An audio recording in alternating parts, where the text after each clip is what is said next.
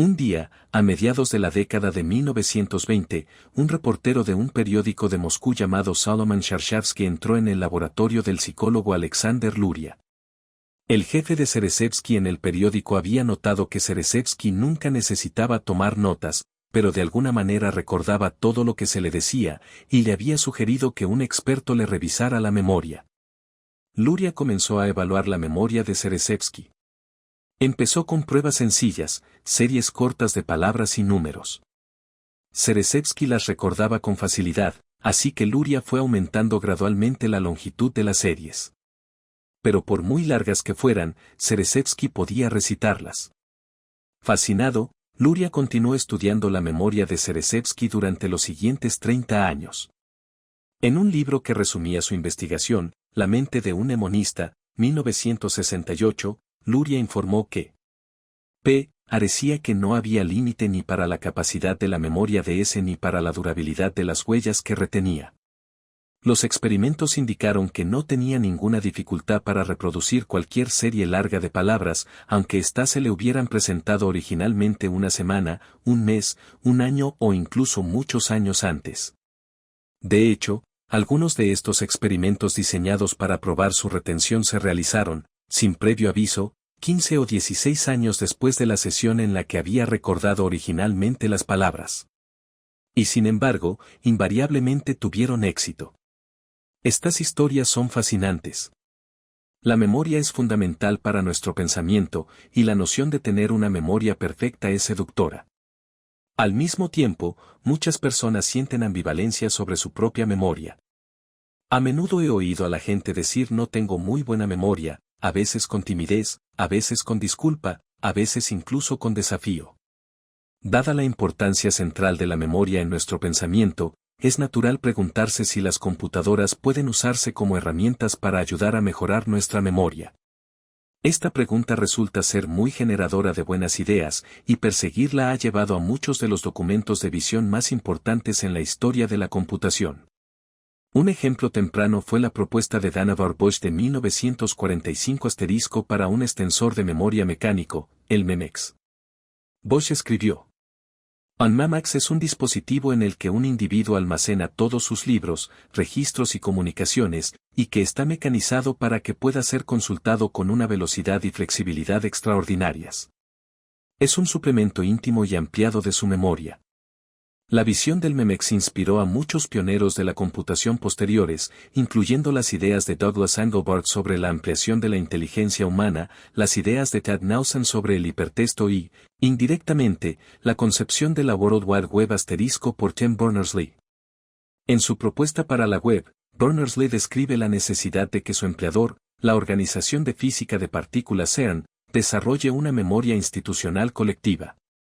Un fondo de información a desarrollar que pudiera crecer y evolucionar con la organización y los proyectos que describe. Estos son solo algunos de los muchos intentos de utilizar computadoras para aumentar la memoria humana. Desde el MEMEX hasta la web, pasando por Wikis, OrgMod, Project Xanadu y los intentos de hacer un mapa de cada pensamiento que una persona piensa, el aumento de la memoria ha sido una visión extremadamente generativa para la computación. En este ensayo investigamos los sistemas de memoria personal, es decir, sistemas diseñados para mejorar la memoria a largo plazo de una sola persona. En la primera parte del ensayo describo mi experiencia personal usando uno de esos sistemas, llamado Anki. Como veremos, Anki puede usarse para recordar casi cualquier cosa. Es decir, Anki hace de la memoria una elección, en lugar de un evento fortuito, que se deja al azar. Discutiré cómo usar Anki para entender artículos de investigación, libros y mucho más. Y describiré numerosos patrones y antipatrones para el uso de Anki. Aunque Anki es un programa extremadamente simple, es posible desarrollar una habilidad virtuosa usándolo, una habilidad dirigida a comprender material complejo en profundidad, no solo a memorizar hechos simples. La segunda parte del ensayo analiza los sistemas de memoria personal en general. Muchas personas tratan la memoria de forma ambivalente o incluso despectiva como una habilidad cognitiva. Por ejemplo, la gente a menudo habla de memoria de repetición como si fuera inferior a tipos de comprensión más avanzados. Argumentaré en contra de este punto de vista y defenderé que la memoria es fundamental para la resolución de problemas y la creatividad. También en esta segunda parte, discutiremos el papel de la ciencia cognitiva en la construcción de sistemas de memoria personal y, más generalmente, en la construcción de sistemas para aumentar la cognición humana. En un ensayo futuro, hacia un manual ilustrado para señoritas, describiré más ideas para sistemas de memoria personal. El estilo del ensayo es inusual. No es un artículo convencional de ciencia cognitiva, es decir, un estudio de la memoria humana y cómo funciona. Tampoco es un artículo de diseño de sistemas informáticos, aunque la creación de prototipos de sistemas es mi principal interés. Más bien, el ensayo es una destilación de observaciones informales y ad hoc, y reglas empíricas sobre cómo funcionan los sistemas de memoria personal. Quería entenderlas como preparación para construir mis propios sistemas. A medida que recopilé estas observaciones, me pareció que podrían ser de interés para otros. Puedes considerar el ensayo como una guía práctica para ayudar a desarrollar habilidades virtuosas con los sistemas de memoria personal. Pero como escribir una guía así no era mi propósito principal, puede parecer una guía de más de lo que nunca quisiste saber. Para concluir esta introducción, unas pocas palabras sobre lo que el ensayo no cubrirá. Solo discutiré brevemente las técnicas de visualización, como los palacios de la memoria y el método de los loci. Y el ensayo no describirá el uso de productos farmacéuticos para mejorar la memoria, ni las posibles futuras interfaces cerebro-computadora para aumentar la memoria. Todo eso necesita un tratamiento separado. Pero, como veremos, ya existen ideas poderosas sobre los sistemas de memoria personal basadas únicamente en la estructuración y presentación de la información. Parte y, como recordar casi cualquier cosa, el sistema Anki. Comenzaré con una descripción de mi propia experiencia con el sistema de memoria personal Anki **. El material es, como se mencionó anteriormente, bastante personal, una colección de mis propias observaciones y reglas empíricas informales. Esas reglas empíricas pueden no aplicarse a otros, de hecho, puedo estar equivocado sobre lo bien que se aplican a mí. Ciertamente no es un estudio adecuadamente controlado del uso de Anki. Aún así, creo que tiene valor recopilar tales experiencias personales, incluso si son anecdóticas e impresionistas. No soy un experto en la ciencia cognitiva de la memoria, y agradecería correcciones a cualquier error o concepto erróneo. A primera vista, Anki no parece más que un programa de tarjetas de estudio computarizado. Ingresas una pregunta. ¿Cuál es el atajo de teclado para acceder a la barra de direcciones del navegador? Y una respuesta correspondiente. CMD. Más tarde se te pedirá que revises la tarjeta, es decir, se te mostrará la pregunta y se te preguntará si sabes la respuesta o no. Lo que hace que Anki sea mejor que las tarjetas de estudio convencionales es que gestiona el calendario de revisión. Si puedes responder una pregunta correctamente, el intervalo de tiempo entre revisiones se expande gradualmente. Así, un día de diferencia entre revisiones se convierte en 2 días, luego 6 días, luego 15 días, y así sucesivamente. La idea es que la información se está incrustando más firmemente en tu memoria y, por lo tanto, requiere una revisión menos frecuente. Pero si alguna vez fallas una respuesta, el calendario se reinicia y de nuevo tienes que construir el intervalo de tiempo entre revisiones. Si bien es obviamente útil que la computadora gestione el intervalo entre revisiones, quizás no parezca tan importante. Lo importante es que esto resulta ser una forma mucho más eficiente de recordar información. ¿Cuánto más eficiente? Para responder a esa pregunta, hagamos algunas estimaciones de tiempo aproximadas. En promedio, me toma unos 8 segundos revisar una tarjeta. Supongamos que estuviera usando tarjetas de estudio convencionales y revisándolas, por ejemplo, una vez a la semana. Si quisiera recordar algo durante los próximos 20 años, necesitaría 20 años multiplicado por 52 semanas al año multiplicado por 8 segundos por tarjeta. Eso arroja un tiempo total de revisión de poco más de 2 horas por cada tarjeta. Por el contrario, los intervalos de revisión en constante expansión de Anki superan rápidamente un mes y luego un año.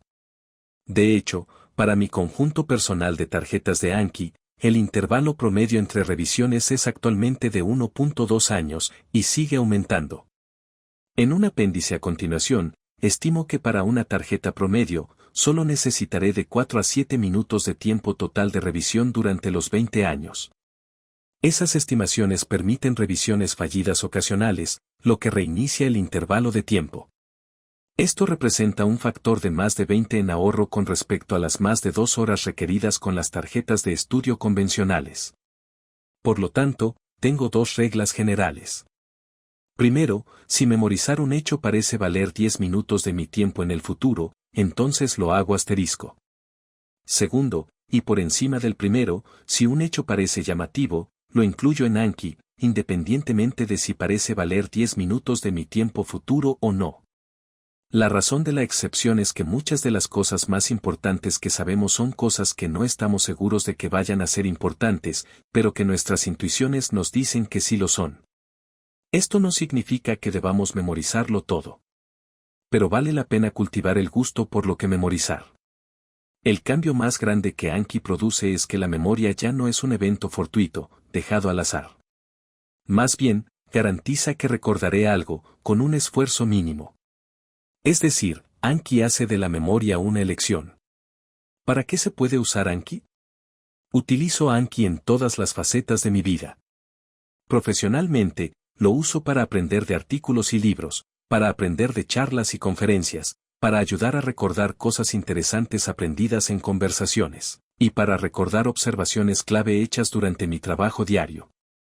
Personalmente, lo uso para recordar todo tipo de hechos relevantes para mi vida familiar y social, sobre mi ciudad y viajes, y sobre mis pasatiempos.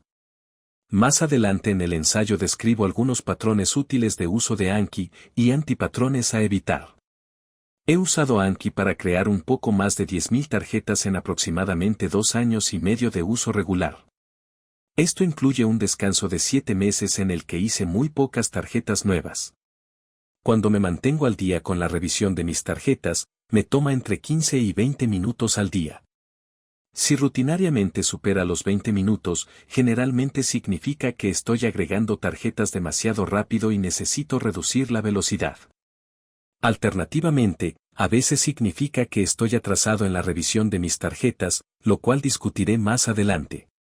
A nivel práctico, utilizo el cliente de escritorio de Anki para introducir nuevas tarjetas y el cliente móvil asterisco para revisarlas. Reviso mis tarjetas de Anki mientras camino para tomar mi café de la mañana, mientras espero en una fila, en el transporte público, etc.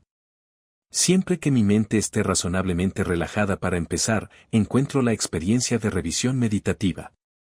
Si, por el contrario, mi mente no está relajada, encuentro la revisión más difícil, y Anki puede hacer que mi mente divague más. Tuve problemas para empezar con Anki. Varios conocidos lo recomendaron encarecidamente, o sistemas similares, y a lo largo de los años hice varios intentos de usarlo, rindiéndome rápidamente cada vez. En retrospectiva, hay barreras importantes que superar si quieres convertirlo en un hábito. Lo que finalmente hizo que Anki cuajara en mí, convirtiéndolo en un hábito, fue un proyecto que tomé como una broma. Durante años me había frustrado no aprender nunca realmente la línea de comandos de Unix. Solo había aprendido los comandos más básicos. Aprender la línea de comandos es un superpoder para la gente que programa, así que parecía muy deseable conocerla bien.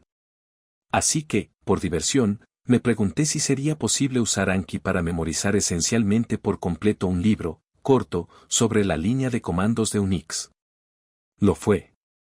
Elegí la guía de bolsillo de la terminal de Macintosh de O'Reilly Media, de Daniel Barrett.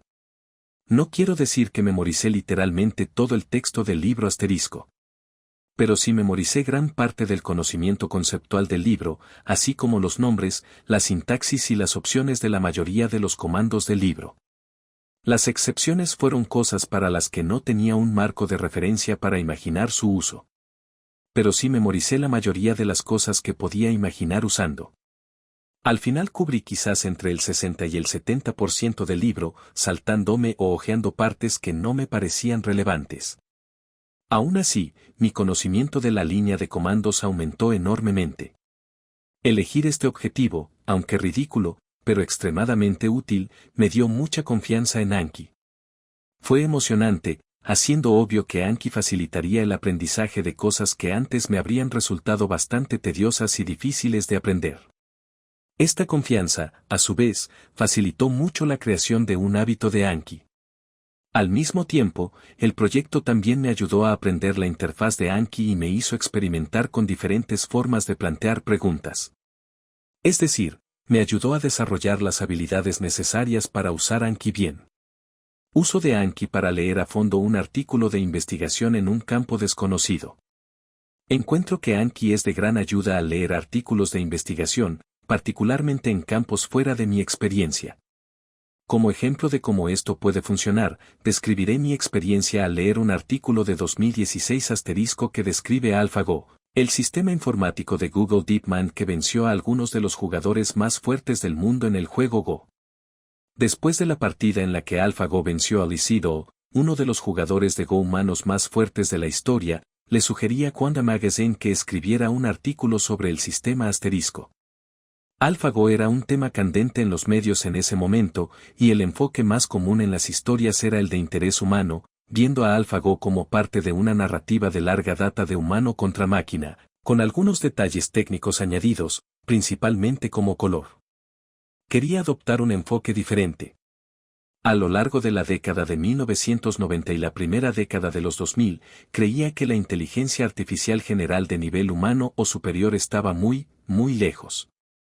La razón era que, durante ese tiempo, los investigadores solo avanzaban lentamente en la construcción de sistemas para realizar coincidencias de patrones intuitivas, del tipo que subyace a la vista y el oído humanos, así como en la práctica de juegos como el Go. A pesar del enorme esfuerzo de los investigadores de IA, muchas hazañas de reconocimiento de patrones que los humanos encuentran sin esfuerzo seguían siendo imposibles para las máquinas. Mientras que hicimos un progreso muy lento en este conjunto de problemas durante mucho tiempo, alrededor de 2011 el progreso comenzó a acelerarse, impulsado por los avances en las redes neuronales profundas. Por ejemplo, los sistemas de visión artificial pasaron rápidamente de ser terribles a ser comparables a los seres humanos para ciertas tareas limitadas. Cuando se lanzó AlphaGo, ya no era correcto decir que no teníamos idea de cómo construir sistemas informáticos para hacer coincidencia de patrones intuitiva. Aunque aún no habíamos resuelto el problema, estábamos haciendo un rápido progreso. AlphaGo fue una parte importante de esa historia, y quería que mi artículo explorara esta noción de construir sistemas informáticos para capturar la intuición humana.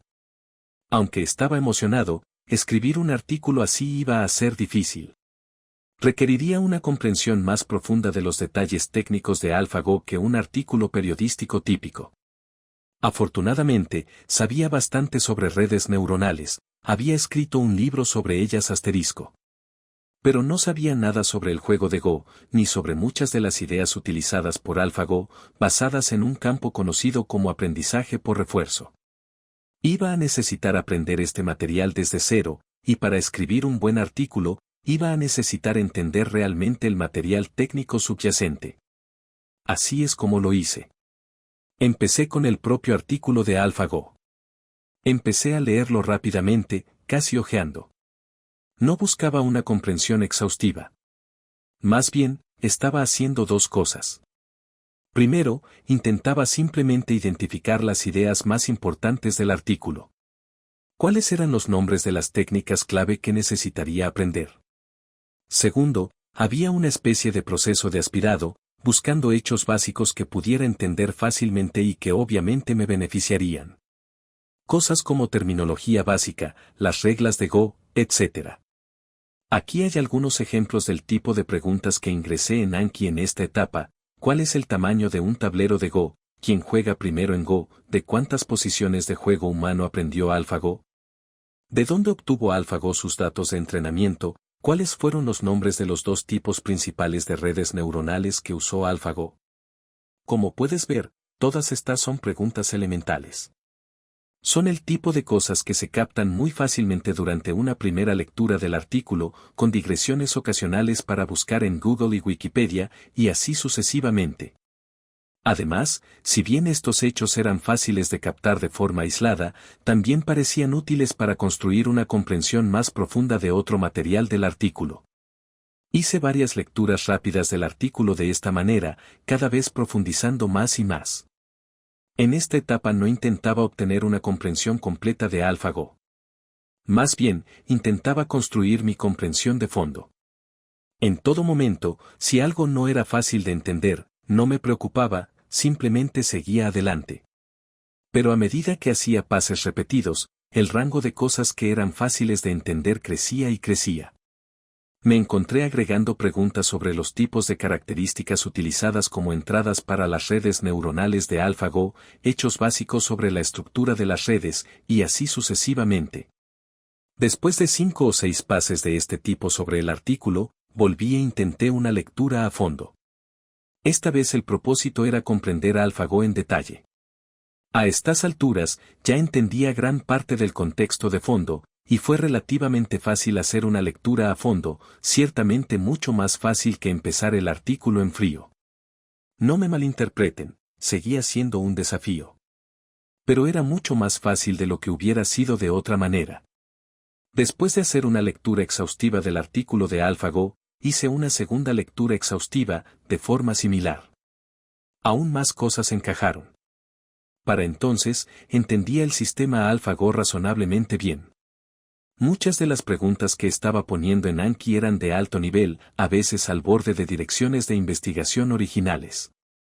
Ciertamente entendía a AlphaGo lo suficientemente bien como para confiar en que podría escribir las secciones de mi artículo que trataban sobre él. En la práctica, mi artículo abarcaba varios sistemas, no solo AlphaGo, y tuve que aprender sobre ellos también, utilizando un proceso similar, aunque no fui tan a fondo. Continué añadiendo preguntas mientras escribía mi artículo, llegando a añadir varios cientos de preguntas en total. Pero a estas alturas, el trabajo más difícil ya estaba hecho. Por supuesto, en lugar de usar Anki, podría haber tomado notas convencionales, usando un proceso similar para construir una comprensión del artículo. Pero usar Anki me dio la confianza de que retendría gran parte de la comprensión a largo plazo. Un año más tarde, DeepMind publicó artículos que describían sistemas de seguimiento, conocidos como AlphaGo 0 y Alpha 0 *. A pesar de que apenas había pensado en AlphaGo o en el aprendizaje por refuerzo durante el tiempo intermedio, descubrí que podía leer esos artículos de seguimiento con facilidad. Aunque no intenté comprender esos artículos tan a fondo como el artículo inicial de AlphaGo, descubrí que podía obtener una comprensión bastante buena de los artículos en menos de una hora. Había conservado gran parte de mi comprensión anterior. Por el contrario, si hubiera usado la toma de notas convencional en mi lectura original del artículo de AlphaGo, mi comprensión se habría evaporado más rápidamente, y me habría tomado más tiempo leer los artículos posteriores. Y así, usar Anki de esta manera da la confianza de que retendrás la comprensión a largo plazo. Esta confianza, a su vez, hace que el acto inicial de comprender sea más placentero, ya que crees que estás aprendiendo algo para el largo plazo, no algo que olvidarás en un día o una semana. Vale, pero ¿qué se hace con ello? Ahora que tengo todo este poder, un golem mecánico que nunca olvidará y nunca me dejará olvidar lo que yo elija, que elijo recordar. Worm Brandon. Todo este proceso me llevó unos pocos días, distribuidos a lo largo de varias semanas. Eso es mucho trabajo. Sin embargo, la recompensa fue que obtuve una muy buena base en el aprendizaje por refuerzo profundo moderno. Este es un campo inmensamente importante, de gran utilidad en robótica, y muchos investigadores creen que desempeñará un papel importante en la consecución de la inteligencia artificial general. Con unos pocos días de trabajo pasé de no saber nada sobre el aprendizaje por refuerzo profundo a una comprensión duradera de un artículo clave en el campo, un artículo que utilizaba muchas técnicas que se usaban en todo el campo. Por supuesto, todavía estaba muy lejos de ser un experto. Había muchos detalles importantes sobre AlphaGo que no había entendido, y habría tenido que hacer mucho más trabajo para construir mi propio sistema en el área. Pero este tipo de comprensión fundamental es una buena base sobre la que construir una experiencia más profunda. Es notable que estaba leyendo el artículo de AlphaGo en apoyo de un proyecto creativo propio, a saber, escribir un artículo para Quanda Magazine. Esto es importante, encuentro que Anki funciona mucho mejor cuando se utiliza al servicio de algún proyecto creativo personal. Es tentador, en cambio, usar Anki para almacenar conocimientos para algún día futuro, pensar debería aprender sobre la geografía de África, o aprender sobre la Segunda Guerra Mundial, o. Estos son objetivos que, para mí, son intelectualmente atractivos, pero en los que no estoy emocionalmente involucrado. Lo he intentado varias veces. Tiende a generar preguntas de Anki frías y sin vida, preguntas con las que me cuesta conectar al revisarlas más tarde, y donde es difícil interiorizar realmente las respuestas. El problema radica de alguna manera en esa idea inicial de que debería aprender sobre estas cosas, intelectualmente, parece una buena idea, pero tengo poco compromiso emocional. Estudia intensamente lo que más te interese de la manera más indisciplinada, irreverente y original posible. Richard Feynman. Por el contrario, cuando leo para algún proyecto creativo, hago preguntas mucho mejores en Anki. Me resulta más fácil conectar emocionalmente con las preguntas y respuestas. Simplemente me importan más, y eso marca la diferencia. Así que, aunque es tentador usar las tarjetas de Anki para estudiar en preparación para algún uso futuro, posiblemente hipotético, es mejor encontrar una manera de usar Anki como parte de algún proyecto creativo. Uso de Anki para lecturas superficiales de artículos. La mayoría de mis lecturas basadas en Anki son mucho más superficiales que mi lectura del artículo de AlphaGo. En lugar de pasar días en un artículo, normalmente dedicaré de 10 a 60 minutos, a veces más para artículos muy buenos. Aquí hay algunas notas sobre algunos patrones que he encontrado útiles en la lectura superficial. Como mencioné anteriormente, suelo realizar este tipo de lecturas como parte de la investigación de fondo para algún proyecto. Encontraré un nuevo artículo, o conjunto de artículos, y normalmente dedicaré unos minutos a evaluarlo. Es probable que el artículo contenga una visión o provocación sustancial relevante para mi proyecto, nuevas preguntas, nuevas ideas, nuevos métodos, nuevos resultados. Si es así, lo leeré. Esto no significa leer cada palabra del artículo. Más bien, agregaré a Anki preguntas sobre las afirmaciones centrales, las preguntas centrales y las ideas centrales del artículo. Es particularmente útil extraer preguntas de Anki del resumen, la introducción, la conclusión, las figuras y los pies de figura. Típicamente extraeré entre 5 y 20 preguntas de Anki del artículo. Por lo general, es una mala idea extraer menos de 5 preguntas, ya que hacerlo tiende a dejar el artículo como una especie de huérfano aislado en mi memoria. Más tarde me resulta difícil sentir mucha conexión con esas preguntas. Dicho de otra manera, si un artículo es tan poco interesante que no es posible agregar 5 buenas preguntas sobre él, generalmente es mejor no agregar ninguna pregunta en absoluto. Un modo de fallo de este proceso es si anquificas *trabajo engañoso. Muchos artículos contienen afirmaciones erróneas o engañosas, y si te comprometes a memorizar tales elementos, te estás haciendo activamente más tonto. ¿Cómo evitar anquificar trabajo engañoso? Como ejemplo, permítanme describir cómo anquifiqué un artículo que leí recientemente, de los economistas Benjamin Jones y Bruce Weinberg *. El artículo estudia las edades a las que los científicos hacen sus mayores descubrimientos. Debo decir desde el principio, no tengo ninguna razón para pensar que este artículo sea engañoso. Pero también vale la pena ser cauteloso. Como ejemplo de esa precaución, una de las preguntas que agregué a Anki fue, ¿qué afirma Jones 2011 que es la edad promedio a la que los premios Nobel de Física hicieron su descubrimiento premiado, entre 1980 y 2011? Respuesta, 48. Otra pregunta variante fue, ¿qué artículo afirmó que los premios Nobel de Física hicieron su descubrimiento premiado a una edad promedio de 48 años, durante el periodo 1980 a 2011? Respuesta, Jones 2011. Y así sucesivamente. Tales preguntas califican la afirmación subyacente, ahora sabemos que fue una afirmación hecha en Jones 2011, y que dependemos de la calidad del análisis de datos de Jones y Weinberg. De hecho, no he examinado ese análisis con suficiente cuidado como para considerarlo un hecho que la edad promedio de esos premios Nobel sea 48. Pero sí es un hecho que su artículo afirmó que era 48. Son cosas diferentes, y lo último es mejor anquificar.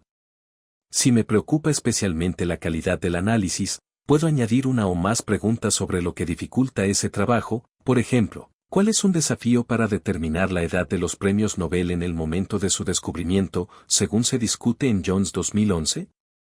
Las buenas respuestas incluyen, la dificultad de averiguar qué artículo contenía el trabajo ganador del Nobel, el hecho de que la publicación de artículos a veces se retrasa años, que a veces el trabajo se extiende a través de varios artículos, y así sucesivamente. Pensar en estos desafíos me recuerda que si Jones y Weinberg fueron descuidados, o simplemente cometieron un error comprensible, sus números podrían estar equivocados. Ahora bien, resulta que para este artículo en particular, no me preocupan demasiado esos problemas. Y por lo tanto, no anquifiqué ninguna pregunta de ese tipo. Pero vale la pena tener cuidado al enmarcar las preguntas para no engañarse a sí mismo. Otro patrón útil al leer artículos es anquificar las figuras. Por ejemplo, aquí hay un gráfico de Jones 2011 que muestra la probabilidad de que un físico haya realizado su descubrimiento premiado a los 40 años, línea azul, y a los 30 años, línea negra. Tengo una pregunta en Anki que simplemente dice, visualiza el gráfico que hizo Jones 2011 de las curvas de probabilidad para los físicos que hicieron sus descubrimientos premiados a los 30 y 40 años. La respuesta es la imagen que se muestra arriba, y me considero exitoso si mi imagen mental es aproximadamente similar. Podría profundizar mi compromiso con el gráfico añadiendo preguntas como, en el gráfico de Jones 2011 de los descubrimientos premiados en física, ¿cuál es la probabilidad máxima de un gran logro a los 40 años? Es decir, el punto más alto en la línea azul del gráfico anterior. Respuesta, alrededor de 0.8. De hecho, se podrían añadir fácilmente docenas de preguntas interesantes sobre este gráfico. No lo he hecho, debido al compromiso de tiempo asociado a esas preguntas. Pero el contorno general del gráfico me parece fascinante, y también es útil saber que el gráfico existe y dónde consultarlo si quiero más detalles. Dije anteriormente que normalmente dedico entre 10 y 60 minutos a anquificar un artículo, y la duración depende de mi criterio sobre el valor que obtengo del artículo. Sin embargo, si estoy aprendiendo mucho y lo encuentro interesante, sigo leyendo y anquificando. Vale la pena invertir tiempo en recursos realmente buenos. Pero la mayoría de los artículos no encajan en este patrón, y uno se satura rápidamente. Si sientes que podrías encontrar fácilmente algo más gratificante para leer, cambia. Vale la pena practicar deliberadamente esos cambios, para evitar construir un hábito contraproducente de completismo en tu lectura. Casi siempre es posible profundizar más en un artículo, pero eso no significa que no puedas obtener más valor fácilmente en otro lugar. Es un modo de fallo dedicar demasiado tiempo a leer artículos poco importantes. Lectura sintópica con Anki. He hablado de cómo usar Anki para lecturas superficiales y lecturas más profundas de artículos. También hay una forma en que es posible usar Anki no solo para leer artículos, sino para leer toda la literatura de investigación de algún campo o subcampo. Aquí te explico cómo hacerlo. Podría suponer que la base sería una lectura superficial de un gran número de artículos. De hecho, para entender realmente un campo desconocido, necesitas involucrarte profundamente con los artículos clave, artículos como el de AlphaGo. Lo que obtienes de una profunda implicación con artículos importantes es más significativo que cualquier hecho o técnica individual, obtienes una idea de cómo es un resultado potente en el campo. Te ayuda a asimilar las normas y estándares más saludables del campo. Te ayuda a internalizar cómo hacer buenas preguntas en el campo y cómo combinar técnicas. Empiezas a comprender qué hizo que algo como AlphaGo fuera un avance, y también sus limitaciones, y el sentido en que fue realmente una evolución natural del campo. Tales cosas no se capturan individualmente con una sola pregunta de Anki. Pero empiezan a capturarse colectivamente con las preguntas que uno se hace cuando se involucra lo suficientemente profundo con los artículos clave. Así que, para tener una idea de un campo entero, suelo empezar con un artículo verdaderamente importante, idealmente un artículo que establezca un resultado que me interesó en el campo en primer lugar. Hago una lectura a fondo de ese artículo, siguiendo las líneas de lo que describí para AlphaGo. Más tarde, hago lecturas a fondo de otros artículos clave en el campo, idealmente, leo los 5 a 10 mejores artículos en el campo. Pero, intercaladas, también hago lecturas más superficiales de un número mucho mayor de artículos menos importantes, aunque aún buenos. En mis experimentos hasta ahora, eso significa decenas de artículos, aunque espero que en algunos campos llegue a leer cientos o incluso miles de artículos de esta manera. Quizás te preguntes por qué no me centro solo en los artículos más importantes. Parte de la razón es trivial, puede ser difícil saber cuáles son los artículos más importantes. Las lecturas superficiales de muchos artículos pueden ayudarte a descubrir cuáles son los artículos clave, sin pasar demasiado tiempo haciendo lecturas más profundas de artículos que resultan no ser tan importantes. Pero también hay una cultura que uno asimila al leer los artículos básicos de un campo, una idea de cómo es el progreso rutinario, de la praxis del campo. Eso también es valioso, especialmente para construir una imagen general de dónde se encuentra el campo y para estimular mis propias preguntas. De hecho, aunque no recomiendo pasar una gran parte de tu tiempo leyendo artículos malos, ciertamente es posible tener una buena conversación con un artículo malo. El estímulo se encuentra en lugares inesperados. Con el tiempo, esta es una forma de lo que Mortimer Adler y Charles Van Doren denominaron lectura sintópica asterisco. Construyo una comprensión de toda una literatura, que se ha hecho, que aún no se ha hecho. Por supuesto, no es literalmente leer toda una literatura. Pero funcionalmente se acerca. Empiezo a identificar problemas abiertos, preguntas que a mí personalmente me gustaría que se respondieran, pero que aún no parecen haber sido respondidas. Identifico trucos, observaciones que parecen preñadas de posibilidades, pero cuya importancia aún no conozco. Y, a veces, identifico lo que me parecen puntos ciegos de todo el campo. También añado preguntas sobre todo esto a Anki. De esta manera, Anki es un medio que apoya mi investigación creativa. Tiene algunas deficiencias como tal medio, ya que no está diseñado para apoyar el trabajo creativo. Por ejemplo, no está equipado para una exploración extensa y de forma libre dentro de un espacio de trabajo. Pero incluso sin estar diseñado de esa manera, es útil como apoyo creativo. He estado describiendo cómo uso Anki para aprender campos que me son en gran parte nuevos. Por el contrario, con un campo que ya conozco bien, mi curiosidad y mi modelo del campo suelen ser ya tan fuertes que es fácil integrar nuevos hechos. Todavía encuentro útil Anki, pero definitivamente es más útil en áreas nuevas. El gran matemático inglés John Eames o Littlewood escribió asterisco. He intentado aprender matemáticas fuera de mis campos de interés, después de cualquier intervalo tuve que empezar de nuevo. Esto captura algo del inmenso esfuerzo emocional que solía encontrar necesario para aprender un nuevo campo. Sin mucha motivación, era extremadamente difícil que gran parte del material de un nuevo campo se quedara. Anki hace mucho para resolver ese problema. En cierto sentido, es una prótesis emocional, que en realidad ayuda a crear la motivación que necesito para lograr la comprensión. No hace todo el trabajo, como mencioné anteriormente, es muy útil tener otros compromisos, como un proyecto creativo o personas que dependen de mí, para ayudar a crear esa motivación. No obstante, Anki me ayuda a tener la confianza de que simplemente puedo decidir que voy a leer en profundidad un nuevo campo y retener y dar sentido a gran parte de lo que aprendo. Esto ha funcionado para todas las áreas de comprensión conceptual en las que lo he probado asterisco. Una sorprendente consecuencia de leer de esta manera es cuanto más placentero se vuelve. Siempre me ha gustado leer, pero empezar en un campo nuevo y desafiante a veces era un verdadero calvario, y a menudo me acosaban las dudas de si alguna vez me adentraría realmente en el campo. Esa duda, a su vez, hacía menos probable que tuviera éxito. Ahora tengo la confianza de que puedo adentrarme en un campo nuevo y rápidamente alcanzar una comprensión buena y relativamente profunda, una comprensión que será duradera. Esa confianza hace que la lectura sea aún más placentera asterisco. Más patrones de uso de Anki.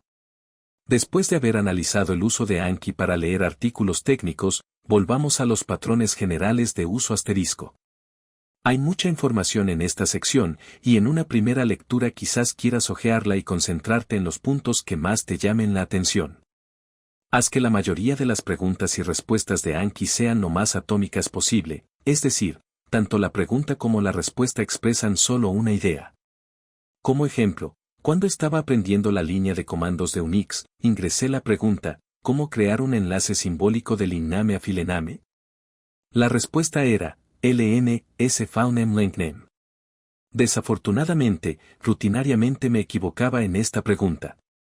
La solución fue reestructurar la pregunta dividiéndola en dos partes. Una parte era, ¿cuál es el comando y la opción básica para crear un enlace simbólico de Unix? Respuesta, LNS. Y la segunda parte era, al crear un enlace simbólico de Unix, ¿en qué orden van linname y filename? Respuesta, faunem linkname. Dividir esta pregunta en partes más atómicas convirtió una pregunta en la que me equivocaba rutinariamente en dos preguntas en las que acertaba rutinariamente asterisco. Sobre todo, cuando quería crear un enlace simbólico de Unix en la práctica, sabía cómo hacerlo. No estoy seguro de qué es lo responsable de este efecto. Sospecho que se trata en parte de enfoque. Cuando cometía errores con la pregunta combinada, a menudo no tenía muy claro dónde estaba exactamente mi error. Eso significaba que no me concentraba lo suficientemente bien en el error, y por lo tanto no aprendía tanto de mi fracaso. Cuando fallo con las preguntas atómicas, mi mente sabe exactamente dónde enfocarse. En general, encuentro que a menudo se obtiene un beneficio sustancial al desglosar las preguntas de Anki para que sean más atómicas. Es un patrón potente para la refactorización de preguntas. Ten en cuenta que esto no significa que no debas conservar también alguna versión de la pregunta original. Todavía quiero saber cómo crear un enlace simbólico en Unix, y por eso vale la pena mantener la pregunta original en Anki. Pero se convierte en una pregunta integradora, parte de una jerarquía de preguntas que se construyen a partir de hechos atómicos simples hasta ideas más complejas. Por cierto, que una pregunta sea atómica no significa que no pueda involucrar conceptos bastante complejos y de alto nivel. Considera la siguiente pregunta, del campo de la relatividad general, ¿cuál es el término dr? 2. En la métrica de Robertson-Walker. Respuesta, dr. 2. // 1 kr. 2. Ahora, a menos que hayas estudiado relatividad general, esa pregunta probablemente parece bastante opaca. Es una pregunta sofisticada e integradora, que asume que sabes qué es la métrica de Robertson-Walker, que significa dr. 2. ¿Qué significa k? Y así sucesivamente. Pero condicionalmente a ese conocimiento previo, es una pregunta y respuesta bastante atómica. Un beneficio de usar Anki de esta manera es que uno empieza a descomponer las cosas en preguntas atómicas de forma habitual. Esto cristaliza de forma nítida las distintas cosas que has aprendido. Personalmente, encuentro que esa cristalización es satisfactoria, por razones que, irónicamente, me resultan difíciles de articular. Pero un beneficio real es que más tarde, a menudo, encuentro que esas ideas atómicas se pueden combinar de formas que no anticipé inicialmente. Y eso vale mucho la pena. El uso de Anki es mejor pensarlo como una habilidad virtuosa a desarrollar. Anki es un programa extremadamente simple, te permite introducir texto u otros medios, y luego te muestra esos medios en un horario determinado por tus respuestas. A pesar de esa simplicidad, es una herramienta increíblemente poderosa. Y, como muchas herramientas, requiere habilidad para usarla bien. Vale la pena pensar en Anki como una habilidad que se puede desarrollar a niveles virtuosos, e intentar seguir mejorando hacia esa virtuosidad. Anki no es solo una herramienta para memorizar hechos simples. Es una herramienta para entender casi cualquier cosa. Es una idea errónea común que Anki es solo para memorizar hechos simples y crudos, cosas como elementos de vocabulario y definiciones básicas. Pero como hemos visto, es posible usar Anki para tipos de comprensión mucho más avanzados. Mis preguntas sobre AlphaGo comenzaron con preguntas simples como ¿qué tan grande es un tablero de Go? y terminaron con preguntas conceptuales de alto nivel sobre el diseño de los sistemas de AlphaGo, sobre temas como cómo AlphaGo evitaba la sobregeneralización a partir de los datos de entrenamiento, las limitaciones de las redes neuronales convolucionales, y así sucesivamente. Parte del desarrollo de Anki como una habilidad virtuosa es cultivar la capacidad de usarlo para tipos de comprensión más allá de los hechos básicos. De hecho, muchas de las observaciones que he hecho, y haré, a continuación, sobre cómo usar Anki son realmente sobre lo que significa entender algo. Dividir las cosas en hechos atómicos. Construir ricas jerarquías de interconexiones y preguntas integradoras. No poner preguntas huérfanas. Patrones para cómo interactuar con el material de lectura. Patrones y antipatrones para los tipos de preguntas. Patrones para el tipo de cosas que te gustaría memorizar. Las habilidades de Anki materializan concretamente tu teoría de cómo comprendes. Desarrollar esas habilidades te ayudará a comprender mejor. Es demasiado fuerte decir que ser un usuario virtuoso de Anki es ser un virtuoso en la comprensión. Pero hay algo de verdad en ello. Y usa un mazo grande y único, Anki te permite organizar las tarjetas en mazos y submazos. Algunas personas usan esto para crear una estructura organizativa complicada. Yo solía hacerlo, pero gradualmente he fusionado mis mazos y submazos en un solo mazo grande. El mundo no está dividido en componentes perfectamente separados, y creo que es bueno colisionar tipos de preguntas muy diferentes. En un momento Anki me está haciendo una pregunta sobre la temperatura a la que se debe cocinar el pollo. Al siguiente, una pregunta sobre la API de JavaScript. ¿Esta mezcla me está haciendo algún bien real? No estoy seguro. Todavía no he encontrado ninguna razón para usar JavaScript para controlar la cocción de un pollo. Pero no creo que esta mezcla haga ningún daño, y espero que sea creativamente estimulante y me ayude a aplicar mis conocimientos en contextos inusuales. Evita las preguntas huérfanas. Supongamos que estoy leyendo en línea y me encuentro con un gran artículo sobre los hábitos de aseo de la mangosta gigante albanesa, un tema en el que nunca antes había sabido que me interesaba, pero que resulta fascinante. Muy pronto he anquificado de 5 a 10 preguntas. Eso es genial, pero mi experiencia sugiere que en unos meses probablemente encontraré esas preguntas bastante aburridas y con frecuencia me equivocaré en ellas. Creo que la razón es que esas preguntas están demasiado desconectadas de mis otros intereses y habré perdido el contexto que me interesó. A estas las llamo preguntas huérfanas, porque no están estrechamente relacionadas con nada más en mi memoria. No está mal tener algunas preguntas huérfanas en Anki, puede ser difícil saber qué resultará de interés pasajero y que se convertirá en un interés sustancial, conectado con mis otros intereses. Pero si una minoría sustancial de tus preguntas son huérfanas, es una señal de que debes concentrarte más en anquificar preguntas relacionadas con tus principales proyectos creativos y reducir la anquificación de material tangencial. Es especialmente recomendable evitar los huérfanos solitarios, preguntas únicas que están en gran medida desconectadas de todo lo demás. Supongamos, por ejemplo, que estoy leyendo un artículo sobre un tema nuevo y aprendo una idea que parece particularmente útil. Me propongo la regla de nunca poner una sola pregunta. En cambio, intento poner al menos 2 preguntas, preferiblemente 3 o más. Eso suele ser suficiente para que sea al menos el núcleo de un conocimiento útil. Si es un huérfano solitario, inevitablemente me equivoco en la pregunta todo el tiempo, y es un desperdicio haberla ingresado en absoluto. No compartas mazos. A menudo me preguntan si estaría dispuesto a compartir mis mazos de Anki. No lo estoy. Muy al principio me di cuenta de que sería muy útil poner información personal en Anki. No me refiero a nada terriblemente personal, nunca pondría secretos profundos y oscuros allí. Tampoco pongo nada que requiera seguridad, como contraseñas. Pero sí pongo algunas cosas que no lanzaría casualmente.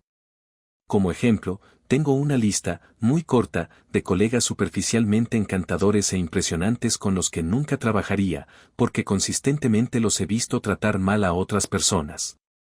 Es útil anquificar algunos detalles de ese trato, para poder recordar claramente por qué se debe evitar a esa persona. Este no es el tipo de información que es correcto difundir casualmente, es posible que haya malinterpretado las acciones de la otra persona o que haya malentendido el contexto en el que estaban operando. Pero es personalmente útil para mí tenerlo en Anki.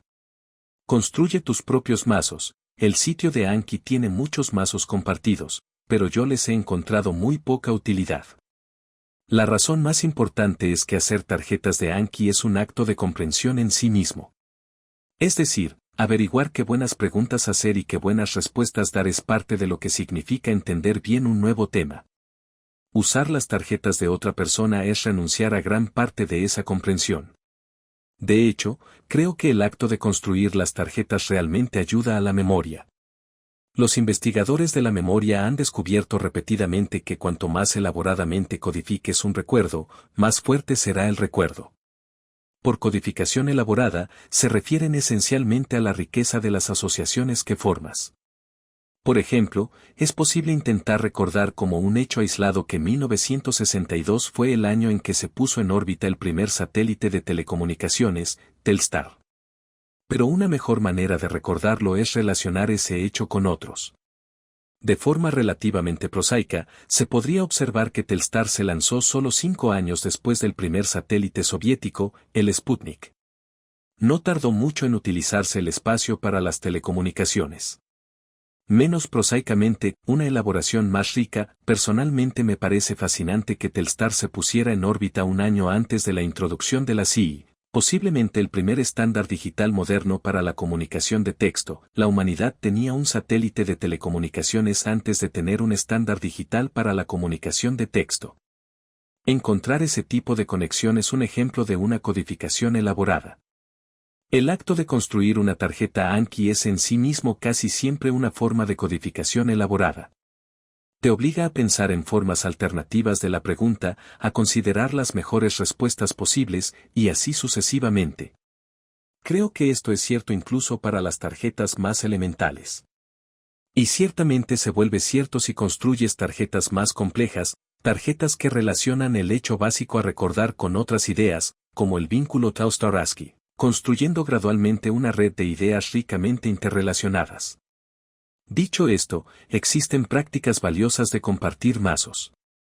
Por ejemplo, hay comunidades de estudiantes de medicina que encuentran valor en compartir y, a veces, construir mazos de forma colaborativa **. También he encontrado valor en los mazos compartidos que contienen preguntas muy elementales, como los mazos de arte que hacen preguntas como quién pintó una pintura en particular. Pero para tipos de comprensión más profundos, aún no he encontrado buenas formas de usar mazos compartidos. Cultiva estrategias para la codificación elaborada / la formación de asociaciones ricas. Esto es realmente una metaestrategia, es decir, una estrategia para formar estrategias. Un ejemplo simple de estrategia es usar múltiples variantes de la misma pregunta. Por ejemplo, mencioné anteriormente mis dos preguntas. ¿Qué afirma Jones 2011 que es la edad promedio a la que los premios Nobel de Física hicieron su descubrimiento premiado, entre 1980 y 2011? ¿Y qué artículo afirmó que los premios Nobel de Física hicieron su descubrimiento premiado a una edad promedio de 48 años, durante el periodo 1980 a 2011? Lógicamente, estas dos preguntas están obviamente estrechamente relacionadas. Pero en términos de cómo funciona la memoria, son diferentes, causando asociaciones en desencadenantes muy diferentes. ¿Qué pasa con los palacios de la memoria y técnicas similares? Existe un conjunto conocido de técnicas de memoria basadas en ideas como los palacios de la memoria, el método de los loci y otras **. Esta es una forma extrema de codificación elaborada, que crea asociaciones visuales y espaciales ricas con el material que quieres recordar. Aquí Joshua Ford relata una conversación donde el mnemonista Ed Koch describe una técnica básica. Ed me explicó entonces su procedimiento para hacer que un nombre fuera memorable, que había usado en la competición para memorizar los nombres y apellidos asociados a 99 fotografías de cabezas diferentes en el evento de nombres y caras. Era una técnica que me prometió que podría usar para recordar los nombres de las personas en fiestas y reuniones. El truco es en realidad engañosamente simple, dijo. Siempre consiste en asociar el sonido del nombre de una persona con algo que puedas imaginar claramente. Se trata de crear una imagen vívida en tu mente que ancle tu memoria visual del rostro de la persona a una memoria visual conectada con el nombre de la persona. Cuando necesites recordar el nombre de la persona en una fecha posterior, la imagen que creaste simplemente volverá a tu mente. Así que, dijiste que te llamas Josh Ford, ¿eh? Levantó una ceja y se acarició la barbilla de forma melodramática. Bueno, te imaginaría bromeándome donde nos conocimos por primera vez, fuera de la sala de competición, y me imaginaría a mí mismo rompiéndome en 4 pedazos en respuesta. 4/diagonal, ¿entiendes? Esa pequeña imagen es más entretenida, para mí, al menos, que tu simple nombre, y debería quedarse bien grabada en la mente. He experimentado con estas técnicas, y aunque son divertidas, parecen más útiles para memorizar trivialidades, secuencias de cartas de juego, cadenas de dígitos, etc. Parecen menos desarrolladas para conceptos más abstractos, y tales abstracciones son a menudo donde reside la comprensión más profunda. En ese sentido, incluso pueden distraer de la comprensión. Dicho esto, es posible que simplemente necesite encontrar mejores formas de usar estas ideas, al igual que necesité descubrir Anki. En particular, puede que valga la pena investigar más a fondo algunas de las técnicas utilizadas por los practicantes para formar asociaciones ricas. Como dice Foer, citando a un experto en memoria, hay un gran valor en aprender a pensar de formas más memorables. El 95% del valor de Anki proviene del 5% de las características. Anki tiene formas de generar tarjetas automáticamente, de etiquetar tarjetas, un ecosistema de complementos y mucho más. En la práctica, rara vez utilizo ninguna de estas características. Mis tarjetas son siempre de 2 tipos, la mayoría son preguntas y respuestas simples, una minoría sustancial son lo que se llama un cloce, una especie de prueba de rellenar los espacios en blanco. Por ejemplo, usaré closes para ponerme a prueba con citas favoritas. Si la computadora personal es verdaderamente un guión bajo, entonces el uso de ella realmente cambiaría los guión bajo de una respuesta, nuevo medio, patrones de pensamiento, civilización entera, Alan K., 1989. Los closes también se pueden usar para hacer preguntas que no involucran citas. La ilusión de Adelson también se conoce como la ilusión de guión bajo. Respuesta, sombra de tablero de ajedrez. ¿Por qué no usar más funciones de Anki? Parte de la razón es que obtengo un beneficio enorme solo con las funciones principales. Además, aprender a usar bien este pequeño conjunto de funciones ha requerido mucho trabajo. Una canasta y un aro son equipos sencillos, pero puedes pasar toda la vida aprendiendo a usarlos bien. De manera similar, la práctica básica de Anki se puede desarrollar enormemente. Y por eso me he concentrado en aprender a usar bien esas funciones básicas. Conozco a muchas personas que prueban Anki y luego se meten en un bucle intentando aprender la mayor cantidad de características posibles para usarlo eficientemente. Generalmente, buscan mejoras del 1%. A menudo, esas personas terminan abandonando Anki porque les parece demasiado difícil, lo que a menudo es sinónimo de me puse nervioso porque no lo estaba usando perfectamente. Esto es una lástima. Como se discutió anteriormente, Anki ofrece algo así como una mejora de 20 veces sobre, por ejemplo, las tarjetas de estudio normales. Y así, están renunciando a una mejora del 2000% porque les preocupaba perderse unas cuantas mejoras finales del 5%, 1% y, en muchos casos, 0.1%. Este tipo de bucle parece ser especialmente atractivo para los programadores. Por esta razón, cuando alguien está empezando, aconsejo no usar ninguna función avanzada y no instalar ningún complemento. En resumen, no caigas en la enfermedad de la eficiencia del programador. Aprende a usar Anki para preguntas y respuestas básicas y concéntrate en explorar nuevos patrones dentro de ese paradigma. Eso te servirá mucho mejor que cualquier cantidad de horas dedicadas a jugar con las funciones.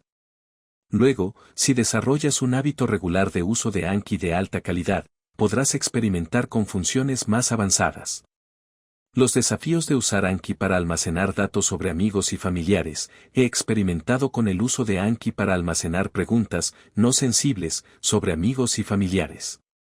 Funciona bien para cosas como es, mi amigo barra diagonal a, vegano barra diagonal a. Pero mi uso se ha estancado un poco en preguntas más espinosas. Por ejemplo, supongamos que hablo con un nuevo amigo sobre sus hijos, pero nunca he conocido a esos hijos. Podría poner preguntas como ¿cómo se llama el hijo mayor de mi amigo barra diagonal a?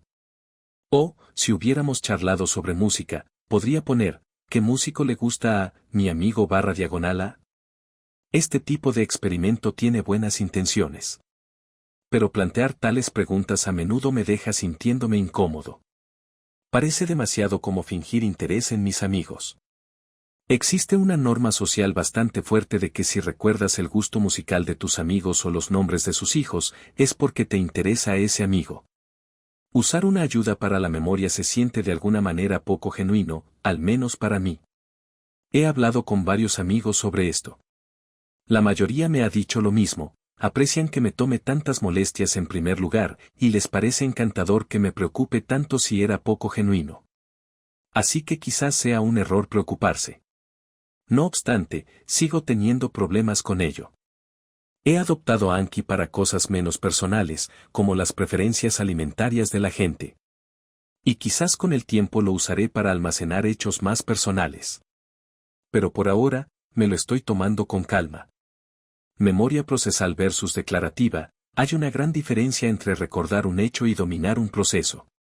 Por ejemplo, aunque podrías recordar un comando Unix cuando te lo pida una pregunta de Anki, eso no significa que reconocerás una oportunidad para usar el comando en el contexto de la línea de comandos, y que te sentirás cómodo escribiéndolo. Y aún es otra cosa encontrar formas novedosas y creativas de combinar los comandos que conoces para resolver problemas desafiantes. Dicho de otra manera, para internalizar realmente un proceso, no basta con revisar las tarjetas de Anki. Necesitas llevar a cabo el proceso, en contexto. Y necesitas resolver problemas reales con él. Dicho esto, he encontrado que el proceso de transferencia es relativamente fácil. En el caso de la línea de comandos, la uso con la frecuencia suficiente como para tener muchas oportunidades de usar realmente mi conocimiento anquificado de la línea de comandos. Con el tiempo, ese conocimiento declarativo se está convirtiendo en conocimiento procedimental que uso rutinariamente en contexto. Dicho esto, sería bueno entender mejor cuándo funciona la transferencia y cuándo no. Aún mejor sería un sistema de memoria que se integrara en mi entorno de trabajo real. Por ejemplo, podría preguntarme sobre comandos Unix, mientras me sitúa en una línea de comandos real. O quizás me pediría que resolviera problemas de nivel superior, mientras estoy en la línea de comandos. He probado un experimento en este sentido, imitar la acción de escribir comandos mientras reviso mis tarjetas de Anki. Pero mi impresión subjetiva fue que no funciona tan bien, y también era bastante molesto de hacer. Así que lo dejé. Superando la idea de que los nombres no importan, soy físico teórico de formación. Hay una famosa historia en física, contada por Richard Feynman, que desestima el valor de saber los nombres de las cosas. De niño, Feynman estaba jugando en un campo con un niño sabelotodo. Esto es lo que pasó, según el relato de Feynman *. Un niño me dice, ¿ves ese pájaro? ¿Qué tipo de pájaro es ese? Le dije, no tengo la menor idea de qué tipo de pájaro es. Él dice, es un tordo de garganta marrón. Tu padre no te enseña nada. Pero fue lo contrario. Él, el padre de Feynman, ya me había enseñado, ¿ves ese pájaro? Dice. Es un reyezuelo de Spencer. Yo sabía que él no sabía el nombre real. Bueno, en italiano, es un chuto la pitida. En portugués, es un bom da peída.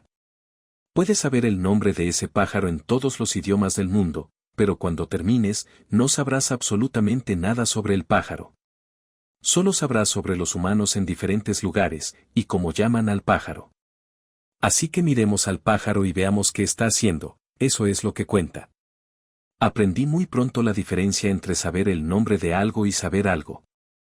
Feynman, o su padre, continúa con una reflexión profunda sobre el verdadero conocimiento, observar el comportamiento, comprender sus razones, etc. Es una buena historia. Pero va demasiado lejos, los nombres sí importan. Quizás no tanto como pensaba el niño sabelotodo, y normalmente no son un tipo de conocimiento profundo. Pero son la base que te permite construir una red de conocimientos. Esta idea de que los nombres no importan me fue inculcada repetidamente durante mi formación científica. Cuando empecé a usar Anki, al principio me sentía algo tonto al poner preguntas sobre nombres de cosas en el sistema. Pero ahora lo hago con entusiasmo, sabiendo que es un paso temprano en el camino hacia la comprensión. Anki es útil para nombres de todo tipo de cosas, pero lo encuentro particularmente útil para cosas no verbales. Por ejemplo, pongo preguntas sobre obras de arte, como, ¿qué aspecto tiene la pintura, Howl, de la artista Emily Hare? Respuesta. Imagen de la pintura, Howl, de Emily Hare. Puse esa pregunta por dos razones. La razón principal es que me gusta recordar la experiencia de la pintura de vez en cuando. Y la otra es para ponerle un nombre a la pintura asterisco. Si quisiera pensar de forma más analítica sobre la pintura, por ejemplo, sobre el uso inteligente de los degradados de color, podría añadir preguntas más detalladas. Pero me siento bastante feliz con solo grabar la experiencia de la imagen en la memoria. ¿Qué haces cuando te atrasas? Anki se vuelve un desafío cuando te atrasas con las tarjetas. Si te saltas un día o 2, o 50, las tarjetas comienzan a acumularse. Es intimidante volver y encontrar que tienes 500 tarjetas para revisar en un día. Peor aún, si pierdes el hábito de Anki, puedes atrasarte mucho. Dejé de usar Anki durante un periodo de 7 meses y volví a miles de tarjetas atrasadas. Afortunadamente, no fue tan difícil ponerse al día. Me establecí cuotas gradualmente crecientes, 100, 150, 200, 250 y, finalmente, 300 de tarjetas por día, y trabajé esas cuotas cada día durante varias semanas hasta que me puse al día. Si bien esto no fue demasiado difícil, fue algo desmoralizador y desalentador. Sería mejor si Anki tuviera una función de ponerse al día que distribuyera las tarjetas en exceso durante las próximas semanas en tu calendario. Pero no la tiene. En cualquier caso, es un inconveniente, pero no es demasiado difícil de abordar. Uso de Anki para APIs, libros, videos, seminarios, conversaciones, la web, eventos y lugares. Casi todo lo que dije anteriormente sobre anquificar artículos se aplica también a otros recursos. Aquí tienes algunos consejos. He separado la discusión sobre las APIs en un apéndice que puedes leer a continuación, si te interesa. Para seminarios y conversaciones con colegas, encuentro sorprendentemente útil establecer cuotas de Anki. Por ejemplo, para los seminarios trato de encontrar al menos 3 preguntas de alta calidad para anquificar. Para las conversaciones extendidas, al menos una pregunta de alta calidad para anquificar. He descubierto que establecer cuotas me ayuda a prestar más atención, especialmente durante los seminarios. Me resulta mucho más fácil a priori prestar atención en una conversación individual. Soy más descuidado con los videos, eventos y lugares. Sería bueno, por ejemplo, anquificar sistemáticamente de 3 a 5 preguntas después de una salida o de ir a un nuevo restaurante, para ayudarme a recordar la experiencia. A veces lo hago. Pero no he sido tan sistemático. Suelo anquificar en tiempo real mientras leo artículos y libros. Para seminarios, conversaciones, etc., prefiero sumergirme en la experiencia. En lugar de sacar Anki, rápidamente haré una nota mental, o en papel, de lo que quiero anquificar. Luego lo ingreso en Anki más tarde. Esto requiere algo de disciplina, es una de las razones por las que prefiero establecer una pequeña cuota, para tener que ingresar solo unas pocas preguntas más tarde, en lugar de docenas.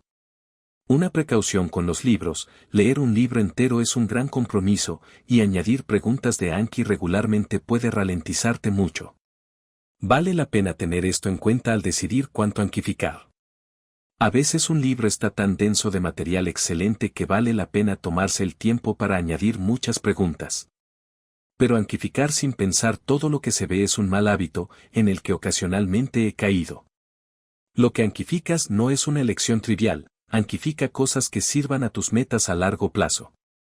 En cierta medida, nos convertimos en lo que recordamos, así que debemos tener cuidado con lo que recordamos asterisco.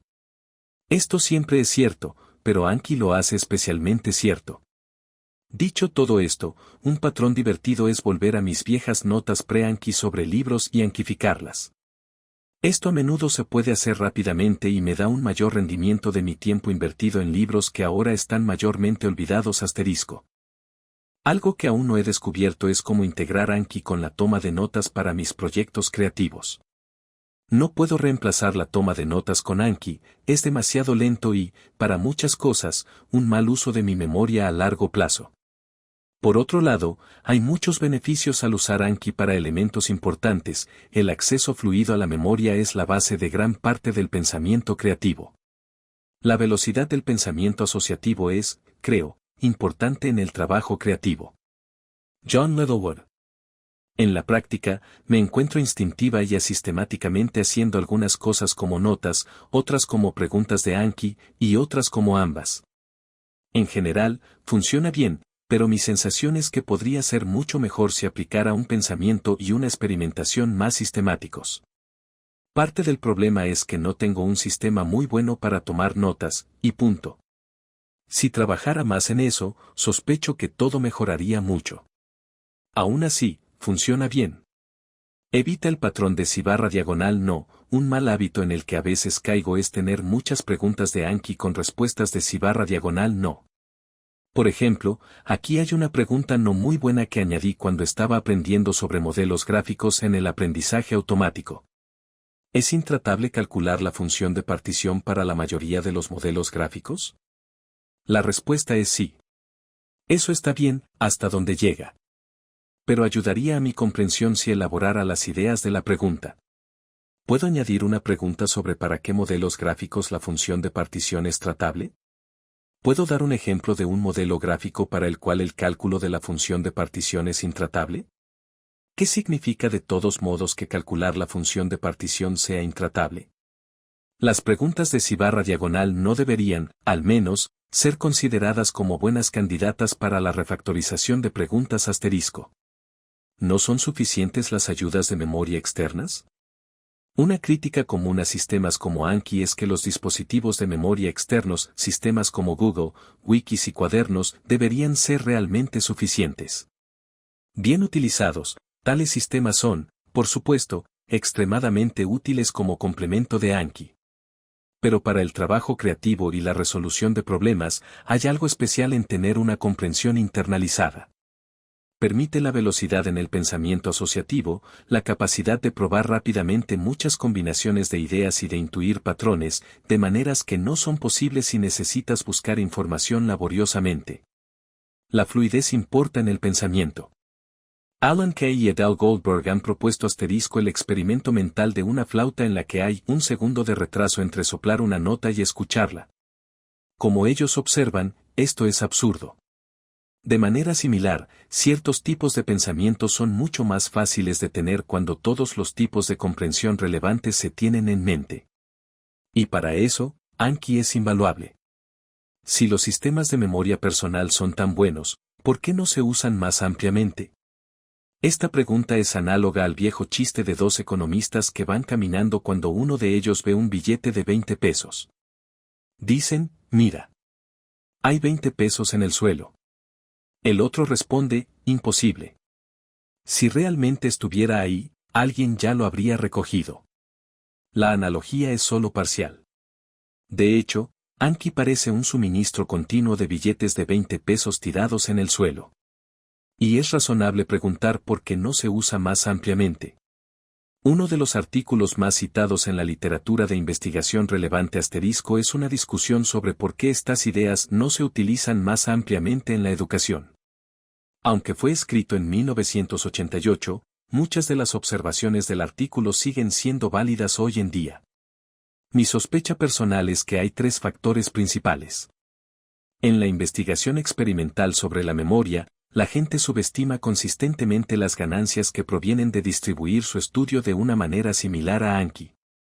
En cambio, prefieren el atracón de última hora, y creen que produce mejores resultados, aunque muchos estudios demuestran que no es así. El psicólogo Robert Bjork ha sugerido * el principio de la dificultad deseable, la idea de que los recuerdos se fortalecen al máximo si se evalúan cuando estamos a punto de olvidarlos.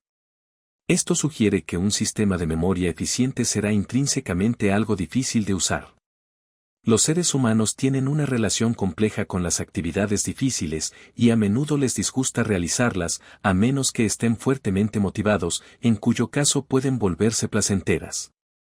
Los sistemas como Anki son difíciles de usar bien y fáciles de usar mal. Es interesante considerar el desarrollo de sistemas que puedan superar algunos o todos estos problemas. Parte 2. Sistemas de memoria personal de forma más general. En la primera parte de este ensayo examinamos un sistema de memoria personal particular, Anki, a través de la lente de mi experiencia personal. En la segunda parte, más breve, de este ensayo consideraremos dos preguntas más amplias sobre los sistemas de memoria personal. ¿Qué tan importante es la memoria como habilidad cognitiva? ¿Y cuál es el papel de la ciencia cognitiva en la construcción de sistemas de memoria personal? ¿Qué tan importante es la memoria a largo plazo, de todos modos? La memoria a largo plazo a veces es menospreciada. Es común que la gente denigre la memoria de repetición, especialmente en el aula. He escuchado de muchas personas que abandonaron alguna clase. La química orgánica es común, porque era solo un montón de hechos, y yo quería algo que implicara más comprensión. No defenderé la mala enseñanza en el aula, ni la forma en que a menudo se enseña la química orgánica. Pero es un error subestimar la importancia de la memoria. Solía creer tales tópicos sobre la poca importancia de la memoria. Pero ahora creo que la memoria es la base de nuestra cognición. Hay dos razones principales para este cambio, una es una experiencia personal, la otra se basa en la evidencia de la ciencia cognitiva. Permítanme comenzar con la experiencia personal. A lo largo de los años, a menudo he ayudado a personas a aprender temas técnicos como la mecánica cuántica. Con el tiempo, uno llega a ver patrones en cómo la gente se atasca. Un patrón común es que la gente cree que se atasca en problemas esotéricos y complejos. Pero cuando investigas, resulta que tienen dificultades con la notación y la terminología básicas. Es difícil entender la mecánica cuántica cuando no tienes claros cada 3 palabras o cada parte de la notación. Cada frase es una lucha. Es como si estuvieran intentando componer un hermoso soneto en francés, pero solo conocen 200 palabras de francés. Están frustrados y creen que el problema es la dificultad de encontrar un buen tema, sentimientos e imágenes impactantes, etc. Pero en realidad el problema es que solo tienen 200 palabras con las que componer. Mi creencia, algo piadosa, era que si la gente se concentraba más en recordar los conceptos básicos y se preocupaba menos por los problemas difíciles de alto nivel, los problemas de alto nivel se resolverían por sí solos. Pero aunque esto era una convicción fuerte sobre otras personas, nunca me di cuenta de que también se aplicaba a mí. Y no tenía ni idea de lo fuerte que se aplicaba a mí. Usar Anki para leer artículos en nuevos campos me libró de esta ilusión. Me pareció casi inquietante lo mucho más fácil que Anki hacía el aprendizaje de esos temas. Ahora creo que la memoria de los conceptos básicos es a menudo la barrera más grande para la comprensión. Si tienes un sistema como Anki para superar esa barrera, entonces te resultará mucho más fácil adentrarte en nuevos campos. Esta experiencia de lo mucho más fácil que Anki hizo el aprendizaje de un nuevo campo técnico aumentó enormemente mi apreciación visceral por la importancia de la memoria.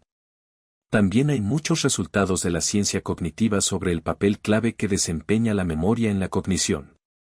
Una línea de trabajo impactante fue realizada, por separado, por los investigadores Adrian de Groot y Herbert Salmon, estudiando cómo las personas adquieren experiencia, centrándose particularmente en el ajedrez asterisco. Descubrieron que los expertos en ajedrez de talla mundial veían el tablero de manera diferente a los principiantes. Un principiante vería un peón aquí, una torre allá, y así sucesivamente, una serie de piezas individuales. Los maestros, por el contrario, veían fragmentos mucho más elaborados, combinaciones de piezas que reconocían como una unidad, y eran capaces de razonar sobre ellas a un nivel de abstracción superior al de las piezas individuales. Simon estimó que los maestros de ajedrez aprenden entre 25.000 y 100.000 de estos fragmentos, chunks, durante su entrenamiento, y que el aprendizaje de los fragmentos era un elemento clave para convertirse en un jugador de ajedrez de primera categoría. Estos jugadores realmente ven las posiciones de ajedrez de forma muy diferente a los principiantes. ¿Por qué aprender a reconocer y razonar sobre tales chunks ayuda tanto en el desarrollo de la experiencia? Aquí hay un modelo especulativo e informal, hasta donde sé, no ha sido validado por los científicos cognitivos, así que no lo tomes demasiado en serio. Lo describiré en el contexto de las matemáticas, en lugar del ajedrez, ya que las matemáticas son un área en la que tengo experiencia hablando con personas de todos los niveles de habilidad, desde principiantes hasta matemáticos profesionales consumados. El modelo de muchos de los matemáticos consumados es que son asombrosamente brillantes, con coeficientes intelectuales muy altos y la capacidad de manejar ideas muy complejas en su mente. Una percepción común es que su inteligencia les da la capacidad de manejar ideas muy complejas. Básicamente, tienen un motor de mayor potencia. Es cierto que los matemáticos de élite suelen ser muy brillantes. Pero aquí hay una explicación diferente de lo que sucede. Es que, según Saman, muchos de los matemáticos de élite han internalizado, a través del trabajo duro, muchos más chunks matemáticos complejos que los humanos ordinarios. Y lo que esto significa es que las situaciones matemáticas que nos parecen muy complejas al resto, a ellos les parecen muy simples. Así que no es que tengan una mente de mayor potencia, en el sentido de ser capaces de manejar más complejidad. Más bien, su aprendizaje previo les ha dado mejores habilidades de chunking, y por lo tanto, situaciones que la mayoría de la gente vería como complejas, ellos las ven como simples, y les resulta mucho más fácil razonar sobre ellas.